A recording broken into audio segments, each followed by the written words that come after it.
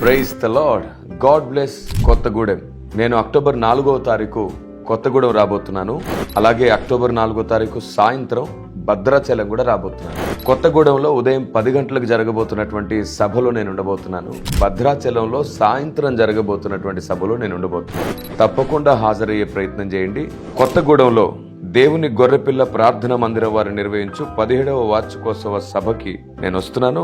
మీరందరూ కూడా హాజరవ్వండి. ప్రేమతో ఆహ్వానించేవారు రెవరెండ్ సిహెచ్ క్రిస్టఫర్ గారు, అలాగే దైవజనురాలు సిహెచ్ శాంతి కుమారి గారు. వివరాలకు మీకు నంబర్స్ ఇవ్వబడుతున్నాయి. తప్పకుండా హాజరవ్వండి. స్థలం దేవుని గొర్రెపిల్ల ప్రార్థన గోపురం, ఇంజనీరింగ్ కాలేజ్ లోపల, మెడికల్ కాలేజ్ ఎదురుగా. అలాగే భద్రాచలం సాయంత్రం 6 గంటలకు జరగబోతున్నటువంటి సభలో నేను భద్రాచలంలో ఉండబోతున్నాను. ప్రేమతో ఆహ్వానించేవారు కృపాక్షేమం మందిరం సహవాసం, పాస్టర్ పి ప్రవీణ్ కుమార్ గారు, దైవజనరాలు పి కావ్య గారు. మీకు వివరాలకు నంబర్స్ ఇవ్వబడుతున్నాయి. తప్పకుండా హాజరయ్యే ప్రయత్నం చేయండి. స్థలం జూనియర్ కాలేజీ గ్రౌండ్, భద్రాచలం. మీకు తెలుసా సాతాను ఎంత కుట్రదారియో?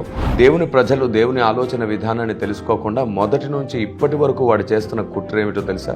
దేవుడు ప్రవక్తల్ని పంపించాడు, అపోస్తులను పంపించాడు. దేవుడు ఆయన పాత్రల్ని పంపించినప్పుడు దేవుని ప్రజలే దేవుని పాత్రలను నశించుకునేటట్లు సాతాను దేవుని దగ్గర నుంచి ఎన్నో అనుమతులు తీసుకొని ఈ పాత్రల మీద బురద జల్లినప్పుడు, ఎలాగో మనలో ఆకాశం నుంచి ఊడిపడ్డ అధిక నీతిమంతులు ఉండే ఉన్నారు కదా, వీరు ఊరుకోరు. శాస్త్రులు పరిచయలాగా రాళ్ళు రుబి చంపే పనిలో ప్రజల్ని రెచ్చగొడుతుంటారు. తమ నోటి మాటలను రాళ్లుగా మాట్లాడి నాలుకతో ప్రకృతి చక్రమునకు చిచ్చు పెట్టే అధిక నీతిమంతులు, అక్షరార్థులు, సిద్ధాంతవాదులు ఎందరో భూమి మీద ఉన్నారు.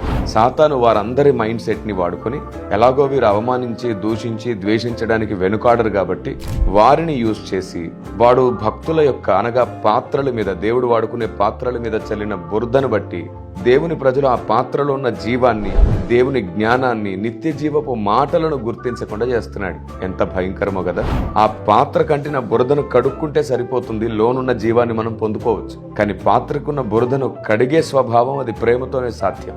దానికి బదులుగా అధిక నీతిమంతులు అంటే పరిచయ శాస్త్రుల సంతానం మిగిలిన క్రైస్తవ్యంలో కొందరు ఉన్నారు కదా, వారి వల్ల రాళ్ళు రువ్వి ప్రవక్తల్ని చంపినట్లు నేడు కూడా తృణీకరిస్తున్నారని ఇలాగూ ఎందరో భక్తులు దేవుడు వాడుకుంటున్నారు. వారి జీవితంలో ఉన్నటువంటి జీవాన్ని, వాక్యాన్ని, నిత్య జీవపు మాటల్ని మనం పొందుకోలేకపోతున్నాం. ఇలాంటి ఎన్నో కుట్రలు వాడు చేస్తున్నాడు. రండి వాడి తంత్రములను పసిగట్టి వాణ్ణి బంధించేంత శక్తిమంతులంగా సంఘంగా మారుతాం. God bless you. దేవుడు మీ అందరికీ తోడేండును.